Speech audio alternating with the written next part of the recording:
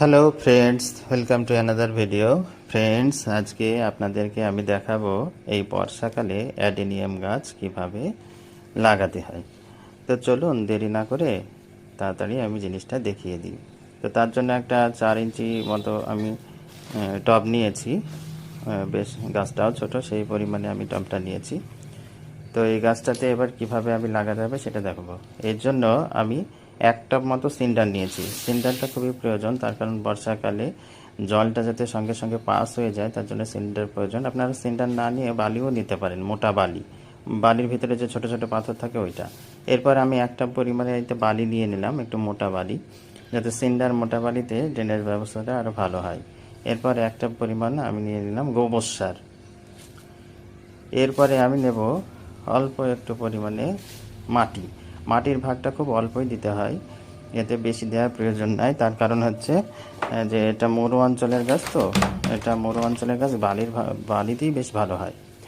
এরপর যাতে বর্ষাকালে কোনো পোকামাকড়ের উপদ্রব না হয়, সেই জন্য আমি অল্প পরিমাণে একটু নিমখোল দিয়ে দিলাম।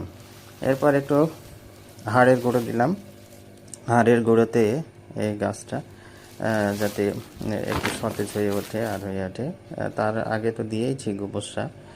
তো যাই হোক, এইগুলা সব নিয়ে একসঙ্গে ভালো করে মিক্স করে দিতে হবে। এইভাবে মাটিগুলাকে সব একসঙ্গে খুব ভালো করে মিক্স করতে হবে, যাতে কোনো ভাবেই মিক্সে কোনো খামতি না থাকে। এরপরে টবটা নিতে হবে। টবটা নিয়ে এই যে টবের ভিতরে এই যে ছোট যে ছিদ্রটা রয়েছে, এই ছিদ্রটাকে একটা খোলামকুচি দিয়ে বন্ধ করে দিতে হবে। বন্ধ করে দেওয়ার পরে যতটা পরিমাণে মাটির প্রয়োজন ঠিক ততটা পরিমাণে মাটিটা দিয়ে দিতে হবে। অন্ততপক্ষে গাছটা লাগানোর সময় গাছের দেখবেন এই অ্যাডেনিয়াম গাছে মাটির তলায় একটা অংশ থাকে, সাদা অংশ। এই যে সাদা অংশটা, এই সাদা অংশটাই কেবল এই মাটির তলায় থাকবে, বাকি যে সবুজ অংশটা রয়েছে এটা কিন্তু মাটির উপরেই থাকবে।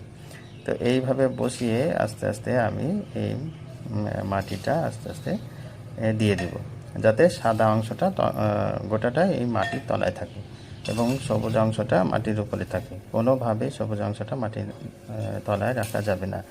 এরপরে আস্তে আস্তে এইভাবে মাটিটা দিয়ে ভালোভাবে দিয়ে দিতে হবে, চারিদিকে দিয়ে শক্তভাবে একে বসিয়ে দিতে হবে।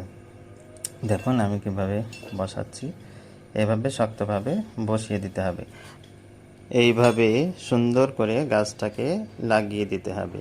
এরপরে এতে জল দিতে হবে এবং দেখবেন জলটা সঙ্গে